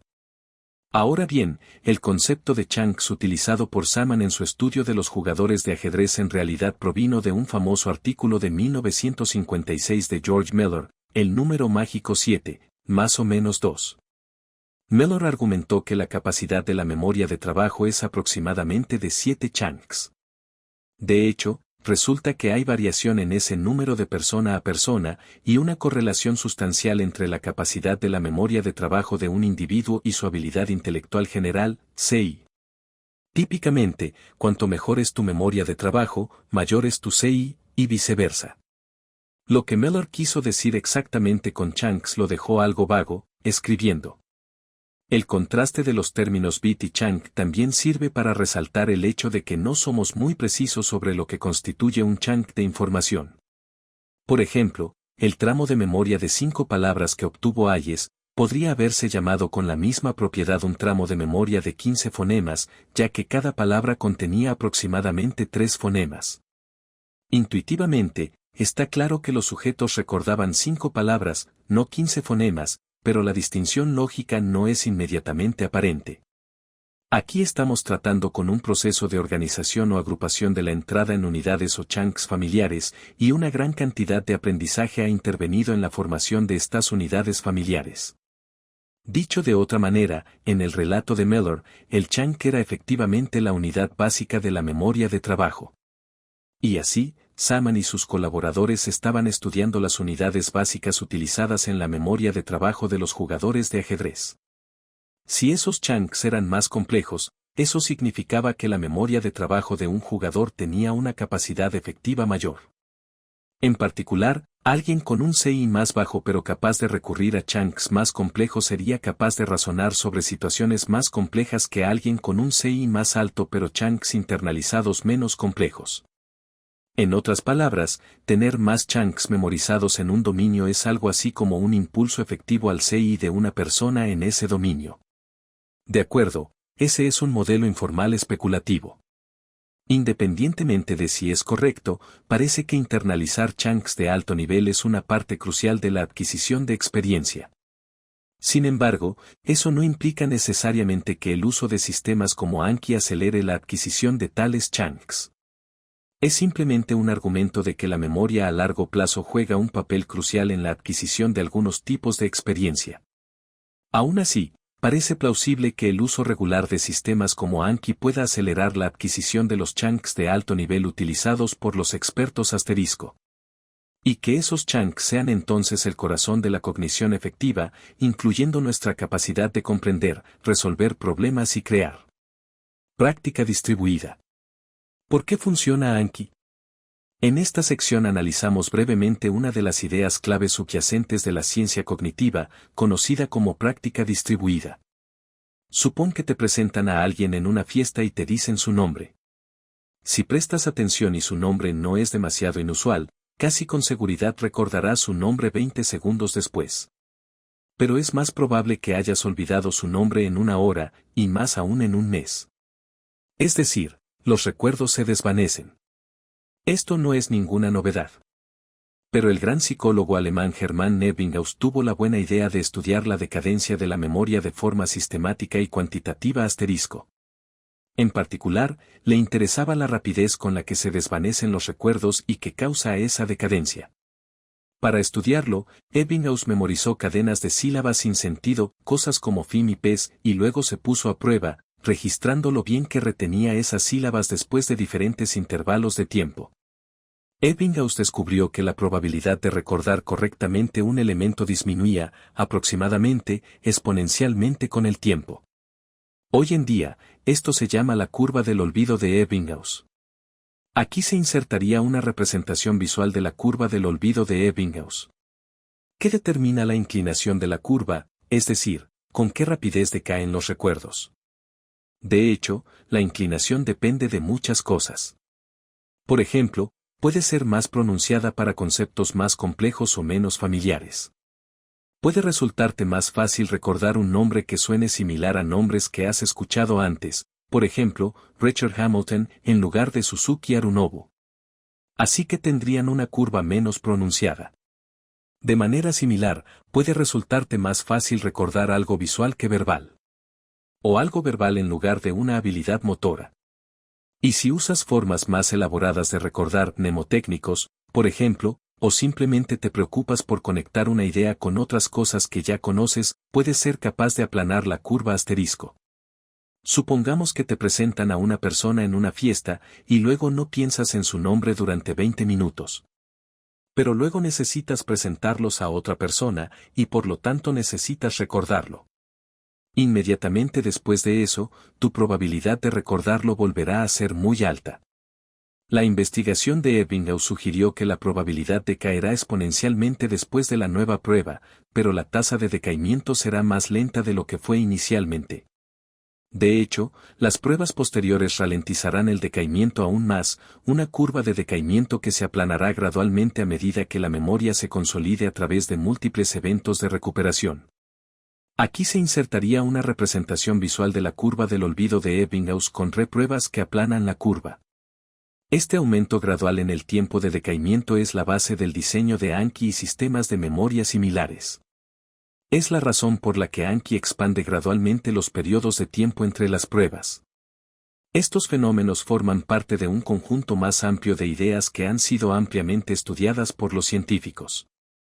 Existen varios términos relacionados para este conjunto de fenómenos, pero utilizaremos la frase práctica distribuida, que significa práctica distribuida en el tiempo, idealmente de una manera diseñada para promover al máximo la retención. Esto contrasta con el atracón, a menudo conocido como práctica masiva, donde la gente intenta concentrar todo su estudio en una sola sesión, basándose en la repetición. Sobre el papel de la ciencia cognitiva en el diseño de sistemas para aumentar la cognición. Desde Ebbinghaus, se han realizado miles de estudios de diferentes variaciones de la práctica distribuida. Estos estudios nos han enseñado mucho sobre el comportamiento de la memoria a largo plazo. Lo más importante es que muestran enfáticamente que la práctica distribuida supera a la práctica masiva **. Es tentador sumergirse en esa literatura y usarla como guía para el diseño de sistemas de memoria **. En lugar de hacer una revisión de este tipo, permítanme señalar varias revisiones que sirven como puntos de entrada útiles. El libro de Benedict Carey How We Learn 2015 es una buena introducción a nivel popular. Las revisiones útiles de la literatura sobre la práctica distribuida incluyen, Cepeda et al., Distributed Practice and Verbal Recall Tasks, A Review in Quantitative Synthesis 2006, y Warren Branwan, Spaced Repetition.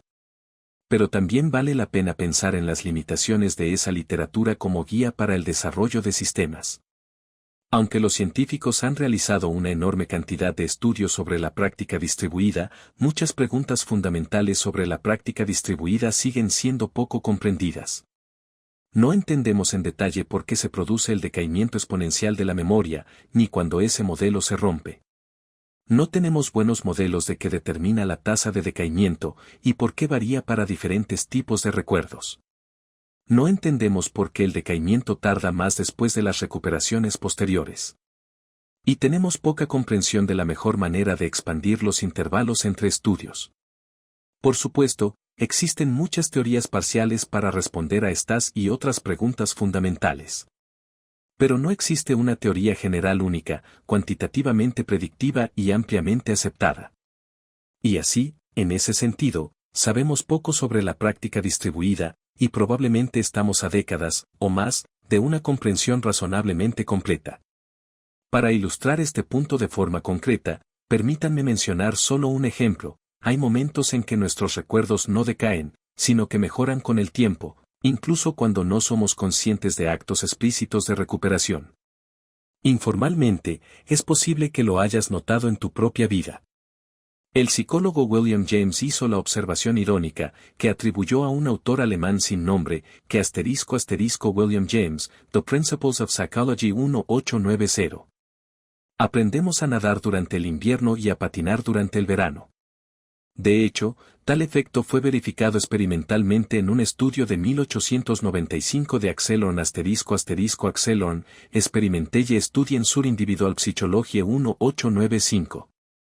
Si bien los experimentos posteriores han confirmado este resultado, depende sensiblemente del tipo de material que se memoriza, de los intervalos de tiempo exactos y de muchas otras variables. Ahora bien, en cierto sentido, esto contradice la curva de olvido exponencial de Ebbinghaus. En la práctica, una heurística bastante buena es que la curva de Ebbinghaus se cumple aproximadamente, pero hay excepciones, generalmente en tiempos limitados y para tipos de materiales muy específicos.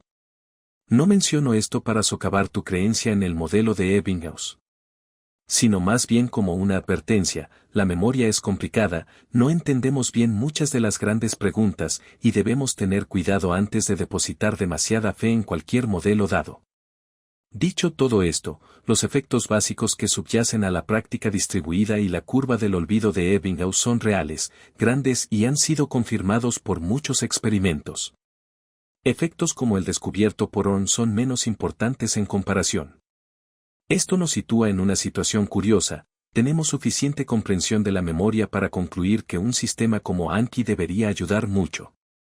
Pero muchas de las decisiones necesarias en el diseño de un sistema así deben tomarse de forma ad hoc, guiadas por la intuición y las hipótesis no confirmadas. Los experimentos en la literatura científica aún no justifican esas decisiones de diseño. La razón es que esos experimentos en su mayoría no tienen como objetivo abordar esas preguntas. Se centrarán en tipos específicos de información para memorizar. O se centrarán en periodos de tiempo relativamente cortos, memorización durante un día o una semana, no durante años. Este trabajo nos ayuda a construir una mejor teoría de la memoria, pero no está necesariamente respondiendo las preguntas que los diseñadores necesitan para construir sistemas.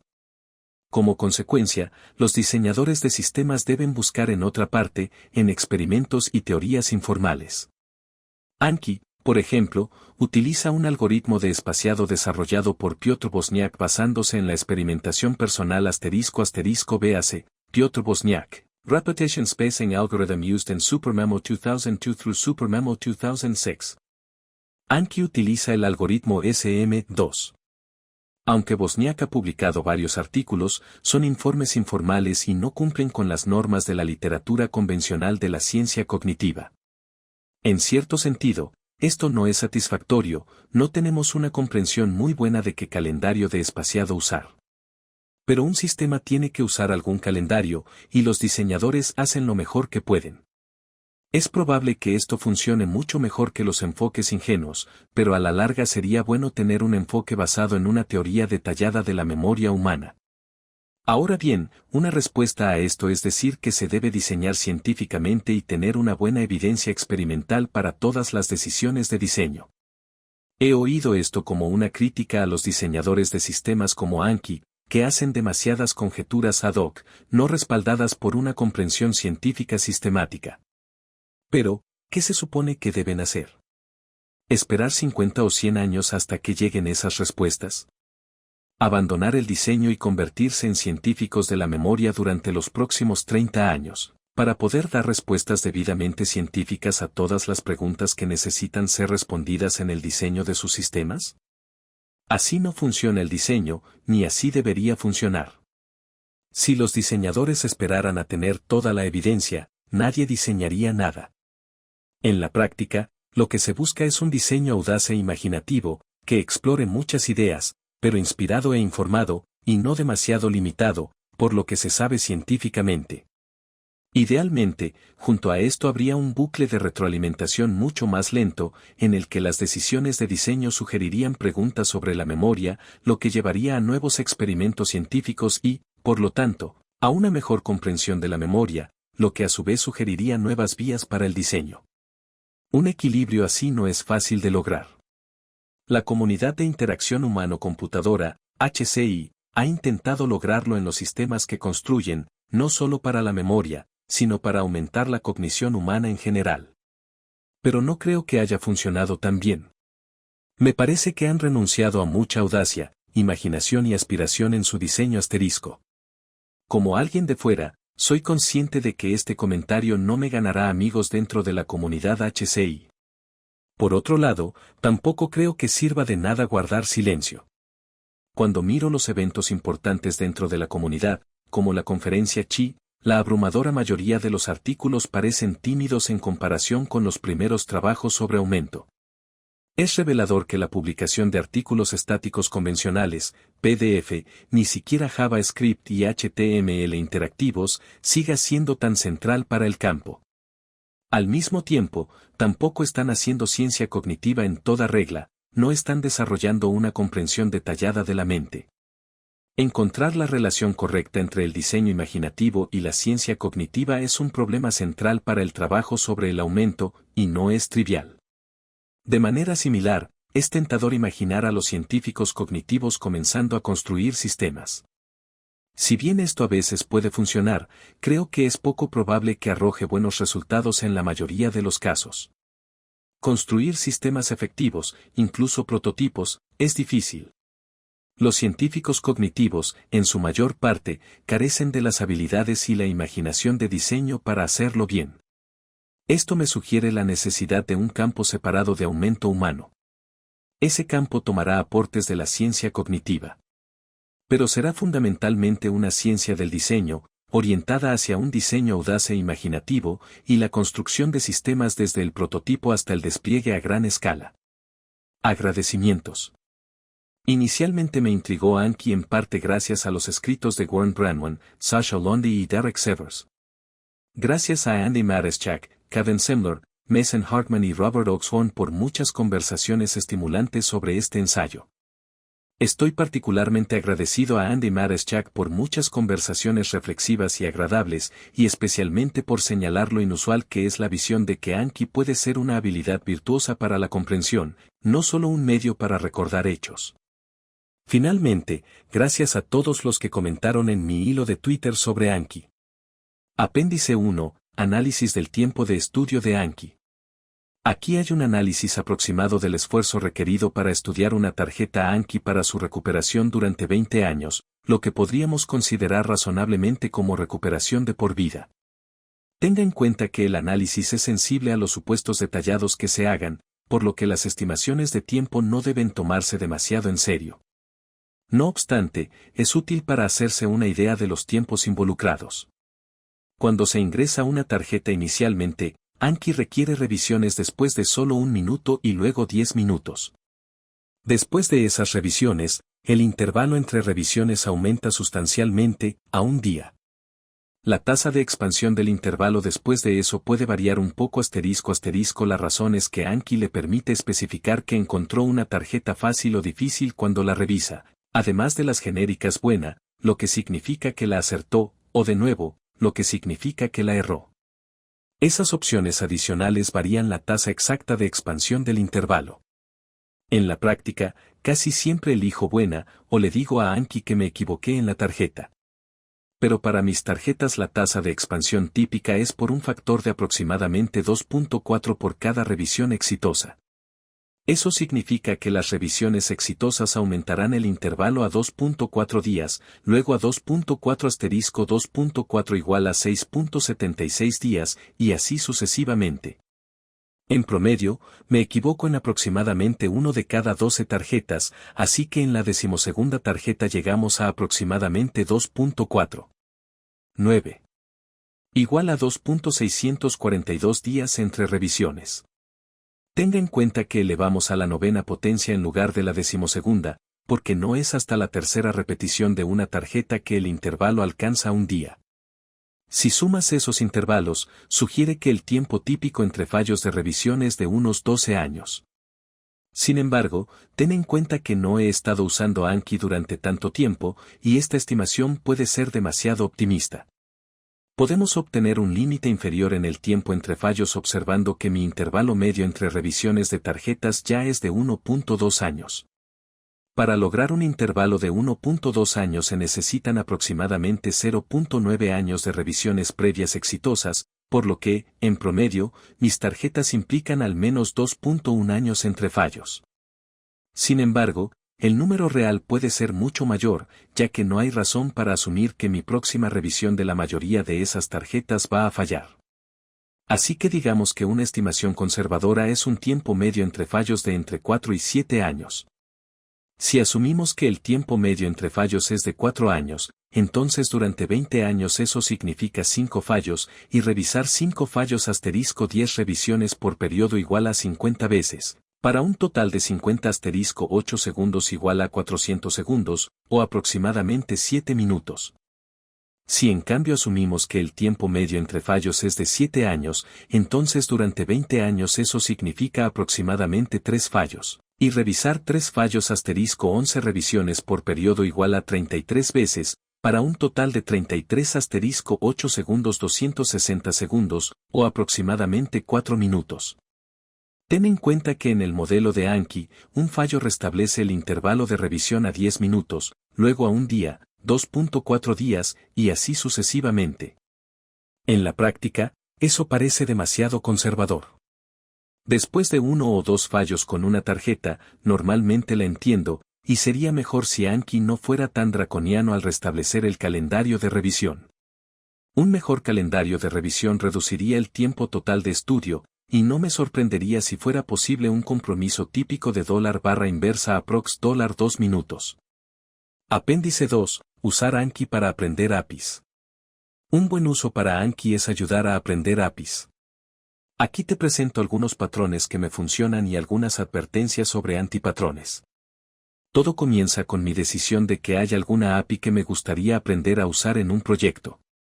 A veces, solo quiero usar la API un poco, digamos, para 50 a 100 líneas de código, o incluso solo para algunos fragmentos de código de 1 a 10 líneas. En ese caso, lo mejor es improvisar, adaptar fragmentos de otros lugares y consultar la documentación según sea necesario. Pero supongamos que sé que usaré la API más seriamente en un proyecto. Por ejemplo, para mi ensayo El pensamiento como tecnología, quería construir algunos prototipos usando gráficos 3D y decidí aprender los conceptos básicos de la biblioteca JavaScript 3.js. Un modo de fallo tentador es pensar primero debería dominar la API y luego sumergirse en tutoriales o la documentación. Aparte de una lectura rápida de un tutorial o la documentación, eso es un error. Un enfoque mejor es encontrar una pequeña pieza de código funcional que haga algo relacionado con la funcionalidad central de mi proyecto. No necesita ser similar a todo el proyecto, pero idealmente implementa 1 o 2 características similares y tiene unas pocas decenas o cientos de líneas de código. Hago que ese código funcione, luego empiezo a hacer pequeños ajustes, añadiendo bits de funcionalidad que necesito, quitando bits que no, y tratando de comprender y mejorar el código. Probablemente tiendo a simplemente hacer que las cosas sucedan. Me entusiasma tanto dar vida a las cosas, tan pronto como cobran vida, empiezan a decirte lo que son. Dan Ingalls. Lo genial de esto es que solo necesito cambiar de 1 a 5 líneas de código a la vez y veo un progreso significativo hacia mis objetivos. Eso es emocionante. Para usar una metáfora del aprendizaje automático, es como hacer un descenso de gradiente en el espacio de proyectos significativos. Por supuesto, mientras hago esto, estaré constantemente buscando cosas en la documentación, en Stack Overflow, y así sucesivamente. También estaré leyendo y comprendiendo partes del código del que empecé. Es tentador anquificar todo esto, pero es un error, lleva demasiado tiempo y anquificas demasiadas cosas que luego resultan de poca utilidad. Sin embargo, cuando algo es claramente un concepto central, o sé que lo reutilizaré a menudo, vale la pena añadirlo a Anki. De esta manera, construyo gradualmente una base de conocimientos de cosas que puedo usar en proyectos reales y vivos. Y, lentamente, voy mejorando cada vez más. Una vez que estoy logrando un progreso real en mi proyecto y estoy seguro de haber elegido bien la API, entonces tiene sentido trabajar en un tutorial. Generalmente, consulto rápidamente varios de estos tutoriales e identifico el que creo que puedo aprender más rápido. Y luego lo sigo. En esta etapa, sí anquifico, pero lo mantengo relativamente ligero. Es tentador anquificar todo, pero termino memorizando mucha información inútil, con un gran costo de tiempo. Es mucho mejor solo anquificar el material que sé que necesitaré repetidamente. Por lo general, eso significa que ya veo que lo necesito ahora mismo, en la etapa actual de mi proyecto. En la primera pasada, soy conservador, anquificando menos material. Luego, una vez que he revisado un tutorial una vez, lo repito, esta vez anquificando todo lo que probablemente necesite más tarde. Esta segunda pasada suele ser bastante rápida, a menudo más rápida que la primera, pero en la segunda pasada tengo más contexto y mi juicio sobre que anquificar es mejor. Continúo haciendo esto, yendo y viniendo entre trabajar en mi proyecto y trabajar en Anki mientras avanzo en tutoriales y documentación, así como en material que surge al leer código de otros e incluso código que yo mismo he escrito. Me resulta sorprendentemente útil anquificar las APIs del código que he escrito personalmente, si es probable que sean útiles en el futuro. Que haya escrito algo no significa que lo recordaré en el futuro. Así que, no te lances a anquificar tutoriales y documentación de inmediato. Espera, y hazlo junto con un trabajo serio en tu proyecto. Debo admitir que parte de la razón por la que aconsejo esto es porque a mí mismo me resulta difícil seguir el consejo. Casi siempre me arrepiento de no haberlo seguido.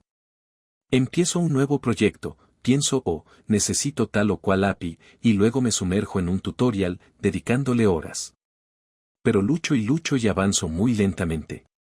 Hasta que recuerdo que debo encontrar algún código que funcione para empezar, e inmediatamente veo que las cosas van mucho mejor. Entonces juro no volver a usar el enfoque de tutorial primero. Desafortunadamente, en la práctica, me resulta seductor. El proceso general es muy parecido al enfoque común de aprender haciendo con una nueva API, donde aprendes gradualmente la API a través de la repetición, mientras trabajas en un proyecto. La principal diferencia es que el uso ocasional e intercalado de Anki acelera considerablemente la tasa a la que aglomeras nuevos conocimientos. Un posible modo de fallo es pensar, tal vez quiera aprender tal o cual API algún día, así que debería empezar a añadir tarjetas, aunque actualmente no tenga un proyecto en el que esté usando la API. Lo he intentado un par de veces, y mi consejo es, no lo hagas. Es una forma de un problema que describí en el cuerpo principal del ensayo, la tentación de acumular conocimientos para un día en que los uses. Aprenderás mucho más rápido si al mismo tiempo estás usando la API seriamente en un proyecto. Usar la API para crear algo nuevo te ayuda a identificar lo que es importante recordar de la API. Y también, esto es especulación, envía una señal a tu cerebro diciendo esto realmente importa, y eso ayuda bastante a tu memoria. Así que si te sientes tentado a hacer anquificación especulativa, por favor, no lo hagas. Y si te encuentras empezando, detente. Un modo de fallo parcial más desafiante es anquificar lo que se convierten en APIs huérfanas. Es decir, utilizaré una nueva API para un proyecto y anquificaré algo de material de esa API. Luego, el proyecto termina y no tengo inmediatamente otro proyecto que use la misma API. Entonces mi mente ya no se involucra tan bien con las tarjetas, hay un pensamiento semiconsciente de por qué estoy aprendiendo esta cosa inútil. Simplemente, las tarjetas ya no me resultan tan interesantes como cuando usaba activamente la API. Esta es una situación difícil. Uso la regla general de que si parece probable que no voy a usar la API de nuevo, elimino las tarjetas cuando aparecen. Pero si parece probable que usaré la API en el próximo año o así, las mantengo en el mazo. No es una solución perfecta, ya que realmente me desconecto un poco de las tarjetas. Pero es el mejor compromiso que he encontrado.